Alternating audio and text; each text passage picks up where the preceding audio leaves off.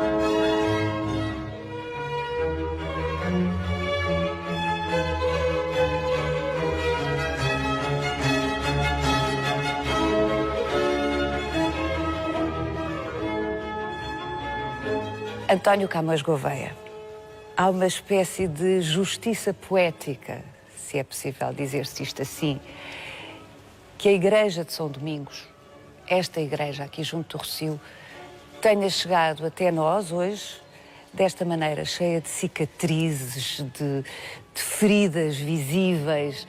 Sem dúvida nenhuma. É uma igreja que tem a faculdade, porque é uma faculdade, em termos quase de lógica do sítio, do seu espaço, de ter visível o que ela foi ao longo destes séculos todos. É notável, desde o resultado final do incêndio, a consagração da ruína, até à construção em torno dos homens e das mulheres que daqui saíam para os atos da fé, é toda uma igreja que assumiu essa dimensão da humanidade. Sempre encravada no espaço público. É muito interessante, ou seja, se nós pensarmos bem os dominicanos, eles nascem em espaços de cidades. É a primeira igreja dominicana. Exatamente. De Lisboa. Com uma cerca enorme, não é? Portanto, ela toca tudo a parte de sociabilidade fundamental abaixo da cerca fernandina, que é o espaço do Rossio. E isso tem a ver com os dominicanos. Os dominicanos e os franciscanos, os mendicanos, são gente de espaço urbano. E São Domingos está no espaço urbano. E assumiu esse estar no espaço urbano. Nas contradições, no assumir dessas contradições, na luta contra as heresias, ou aquilo que era considerado heresia, nos espetáculos reais finais de casamento. É uma igreja realmente que tem uma... profundamente intrincada com a história da cidade, que sendo a capital do país, naturalmente, do país. Sim, de uma cidade que é uma cidade muito cedo centro, não é? A igreja já é do século XIII. Esse século XIII multiplica-se num XVI, que é um XVI de bulício de todas as maneiras e mais algumas. Cresce para a consagração joanina com Dom João V. Deixe-me interrompê-lo, segundo percebi na preparação deste programa, há uma única parede visível, haverá mais invisíveis, portanto tapadas, mas há uma única parede visível do século XIII aqui e é muito emocionante olhar para isso, porque realmente aquilo que nós vemos, obviamente não tem nada de século XIII. Aqui foi fundada no século XIII esta igreja, mas depois, dados os sucessivos acidentes, foi sendo refeita, requalificada, repensada, que tem gramáticas decorativas sobrepostas, espacialidades. É uma igreja de espacialidades, ou seja, e o que é interessante é que este vazio que ela tem só está cheio pensando nas dimensões humanas. E é muito interessante por isso. Está cheia quando se pensa em todos aqueles que saíram para os autos de fé, está cheia quando pensamos nos judeus que foram a partir daqui cristãos novos já na altura, em 1506 exterminados. Paula, a parte mais sombria desta história toda. É que esta, Paula, isto é, afinal de contas, o que é uma ruína? É uma dimensão viva do existente patrimonial. Nós temos muita noção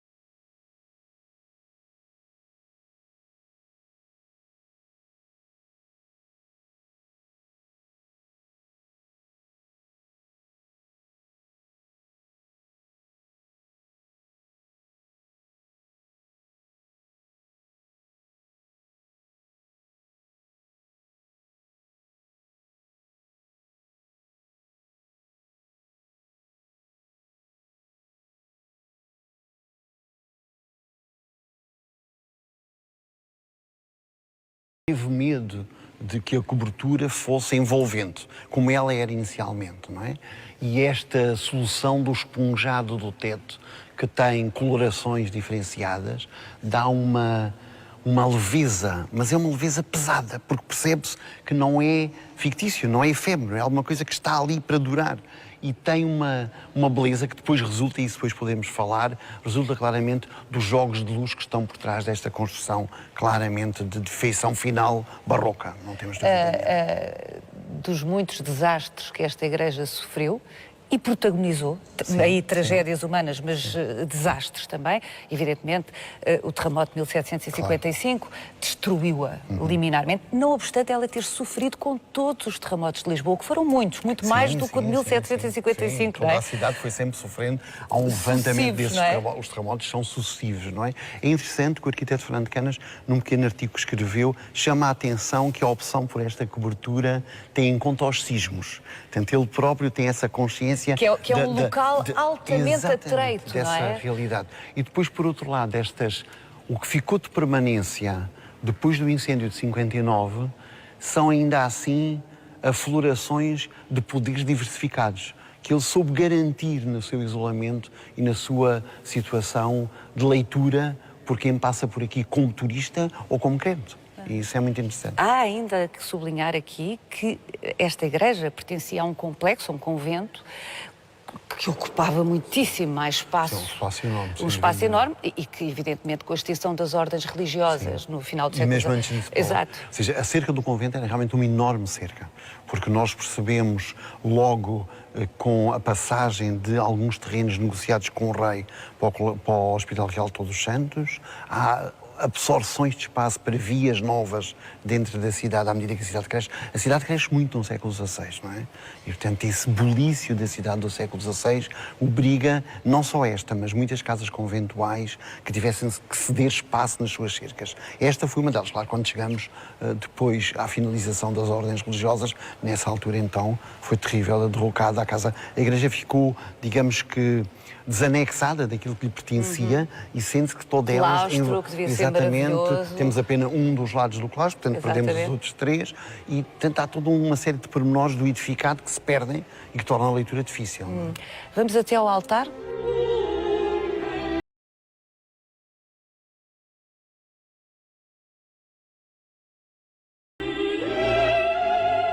António, este altar, o que está visível deste altar, o que restou deste altar, ainda é bastante, para dar sobretudo a dimensão da escala disto, sim, não é? Foi mandado fazer por Dom João V pouco tempo antes do terremoto. Claro que ele não podia adivinhar. Em 1748, portanto, 7 anos do terremoto.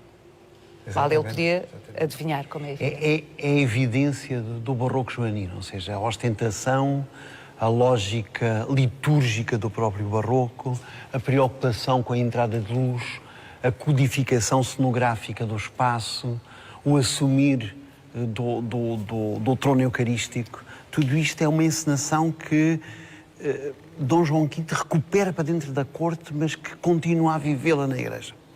E Dom João V é claramente um homem de São Domingos, com esta intervenção e com as participações sucessivas que tem nos autos de fé, que ele gostava de presenciar. Nós já vamos falar sobre o processo da Inquisição, ainda que, e manda, enfim, o rigor que se sublinhe isto, de facto, o primeiro grande massacre de judeus em Lisboa foi muito antes de Dom João V, no tempo ainda de Dom Manuel, em 1506, e esse massacre foi instigado, enfim, está amplamente documentado isto, instigado por frades dominicanos desta igreja que instigaram o povo a perseguir aquilo que eles descreviam, à época, rigorosamente, como cristãos novos fingidos. Exatamente. Isso é flagrante, ou seja, nós sabemos, temos descrições, logo os cronistas imediatamente se referem a eles, Garcia de Rezende, Damião de Góis, todos eles falam do massacre que aconteceu aqui, com fogueiras levantadas pelo povo, depois de terem estropiado gente, morto gente, aqui logo em frente do lar de São Domingos. O rei depois tenta resolver a situação punindo dominicanos, o que não é muito normal, porque é uma incursão exatamente no foro eclesiástico, mas o que é certo é que foi terrível para a cidade. Provavelmente esse massacre que durou 3 dias... 3 dias da Páscoa, sim. Não, enfim, terá durado mais, mas intensamente durou 3 dias, antes de ser estancado, esse massacre do povo de Lisboa, que se virou de repente contra pessoas com quem coabitavam pacificamente até à véspera, não é? Mas esse massacre provavelmente provocou mais vítimas, muito mais vítimas, que o resultado dos autos de fé. Nós já vamos ver como é que isso tudo se passava, porque de facto tudo se passava nesta zona aqui fora, entre esta igreja e o Palácio dos Estaus.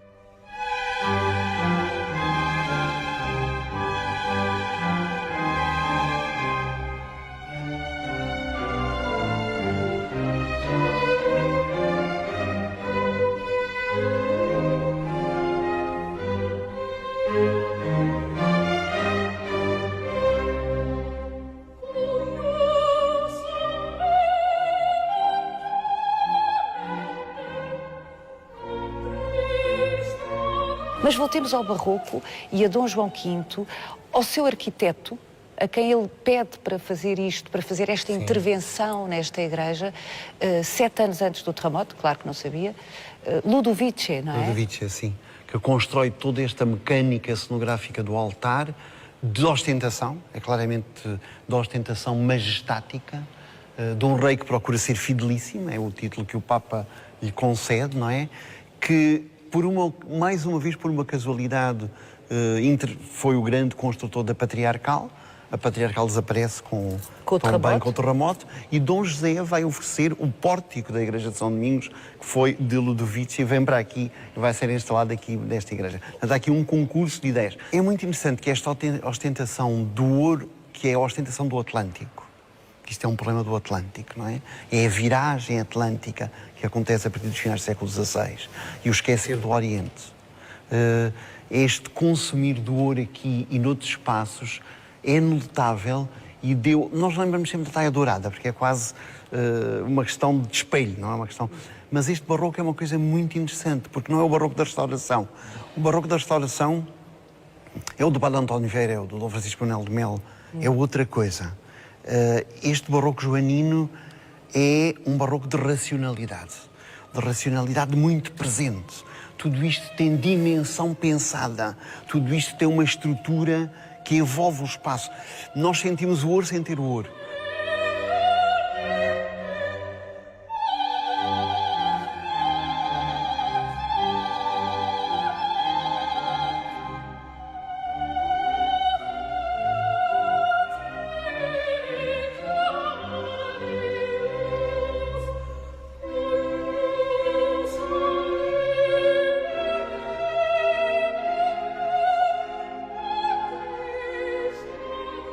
Sete anos depois de Dom João V ter encomendado a Ludovici, ao seu arquiteto, esta maravilhosa obra, de que vemos aqui o que resta, embora é o suficiente para imaginar a magnificência disto, terremoto, e, portanto, Dom José vai ser obrigado a intervir para recuperar esta igreja que ruiu completamente. E então, num pequeno espaço de tempo, há uma segunda intervenção necessária aqui, com 2 arquitetos. Exatamente. Carlos Mardel e Manuel Caetano de Sousa. Algumas dúvidas quanto às intervenções dos dois.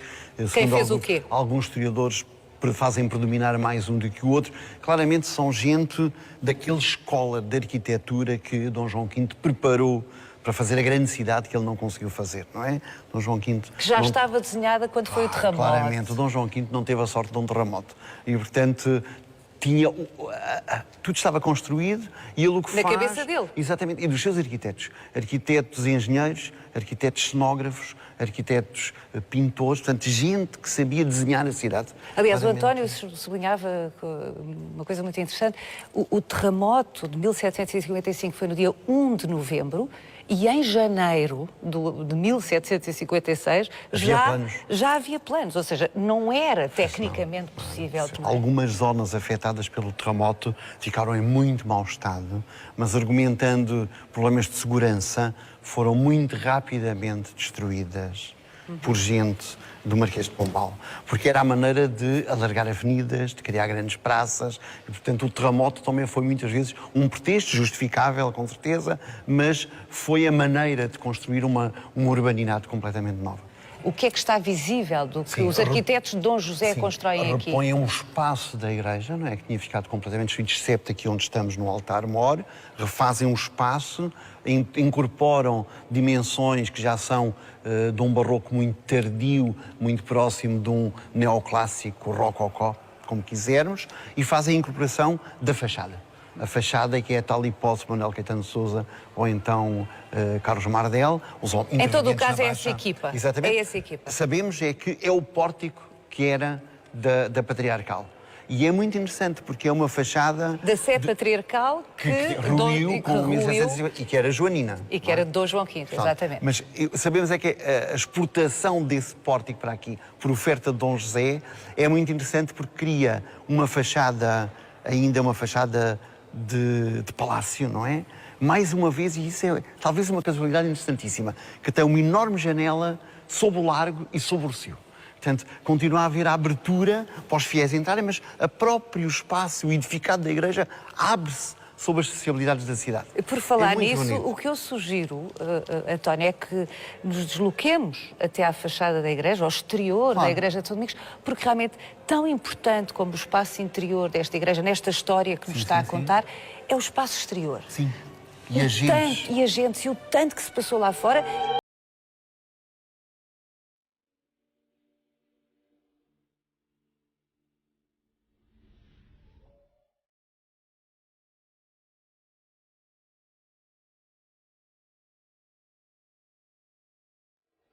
António, ainda antes da festa, porque também aqui havia festas arraiais, feiras, mercados, antes de tudo isso, este era o percurso da Inquisição. Sim.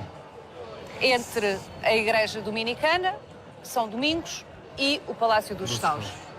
Como é que as coisas se processavam aqui? Pois, o grande problema da Inquisição era exteriorizar a dinâmica de correção da fé, não é? Portanto, há, como em todos os espaços do antigo regime, uma preocupação com o préstito, com o desfile, para que as pessoas possam perceber, possam entender o que está a acontecer. E por isso mesmo, os condenados a diferentes graus de punição que iam para os autos de fé, tinham vestidos uns chambenitos, uma espécie de umas sacas que identificavam a sua punição. Se eram relaxados ao braço secular, ou seja, se eram entregues ao poder do rei, porque no fim de contas o rei, desde os tempos medievais, não alienava, não perdia o direito de matar. A Inquisição não tinha essa capacidade, portanto eram relaxados ao braço secular e depois então passavam para... Portanto, quem aplicava a pena de morte eventual, sim, ou seja, por fogueira, e não era aqui que eles eram queimados, era lá embaixo na Ribeira, era o rei. De resto, Dom João V era um rei de tal maneira poderoso. Hoje é difícil aos portugueses imaginarem isto, não é? Mas era um rei de tal maneira rico e poderoso. Tinha um império, apesar de não ter o título de imperador, tinha um império de tal maneira vasto que ele se permitia amoar com o Papa. Eu acho isto, é preciso contextualizarmos a época, sim, não é? E conseguiu, Dom João V conseguiu transformar a sua capela, a capela do seu palácio, numa sede de uma diocese. Isto é extraordinário, não é? Portanto, e depois então são reunificadas outra vez, mas foi isso que aconteceu. Portanto, o processo inquisitorial terminava, depois de todos os inquéritos e os processos judiciais internos nos estaus, até à punição. Eram os autos da fé. E isso era público, claramente. E muitos desses cortejos começavam aqui na Igreja de São Domingos. Começavam dominicanos, com os familiares do Santo Ofício, muitos deles nobres, que tinham essa relação com o poder inquisitorial, outros sacerdotes, jesuítas, que iam confessores dos penitentes. Todo esse cerimonial demorava um dia inteiro até acontecer. Era presenciado. O rei, muitas vezes, com antecedência, vinha dormir na véspera aos estaus de Dom João V para não perder nada desse cerimonial. Hoje é perfeitamente não chocante. Perceber, não é? É perfeitamente chocante pensarmos nisso, mas há que entender todo o mundo religioso, e concretamente o católico aqui, como não podia deixar de ser, se projetava através do espetáculo, não é? E da convergência de poderes. Há ali uma convergência de poderes. É uma das formas que o rei tinha de se mostrar em público, era exatamente através da participação nesses préstígios, nesses cortejos. E o rei, eu conto-lhe uma história, o rei uma vez estava muito doente, era para ir para as Caldas fazer os seus tratamentos habituais e não foi, adiou para não perder o alto da fé que ia acontecer, veio dormir de véspera aos estaus para estar durante todo o dia a assistir ao cerimonial. A monarquia, o poder do rei durante o espaço do antigo regime é claramente, em primeiro lugar, um cerimonial. E Dom João V tem uma das grandes valências da sua corte é recuperar os poderes litúrgicos da Igreja Romana Católica para dentro da corte. E isso dá-lhe mais força, claro, e dá-lhe uma dimensão que lhe permite, por exemplo, entediar-se com o Papa.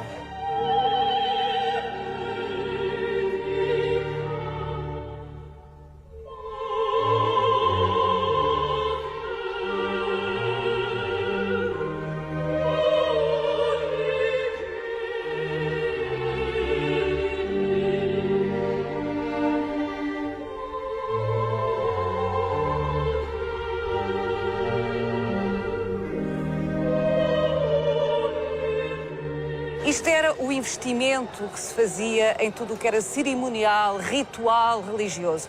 Mas depois há também, a parte de tudo isto, a vida laica.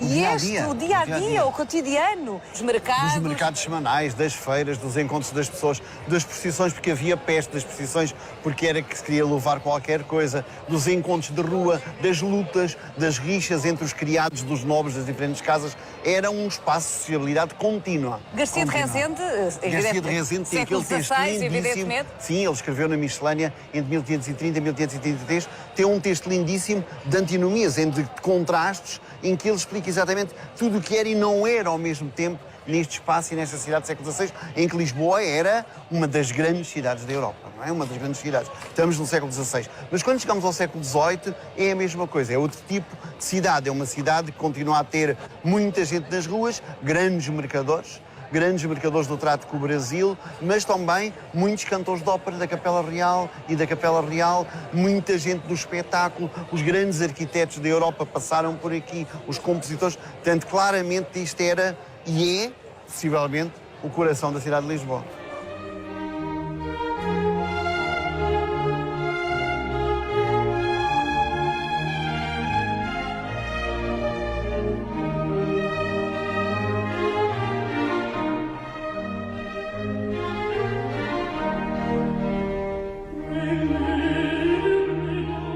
António, cada vez que entro na igreja de São Domingos é uma emoção. É verdade. E é uma totalidade cheia de pormenores, que é uma coisa lindíssima. Ou seja, nós vemos tudo isto é harmónico, mas depois podemos ver todos, até os pormenores da ruína.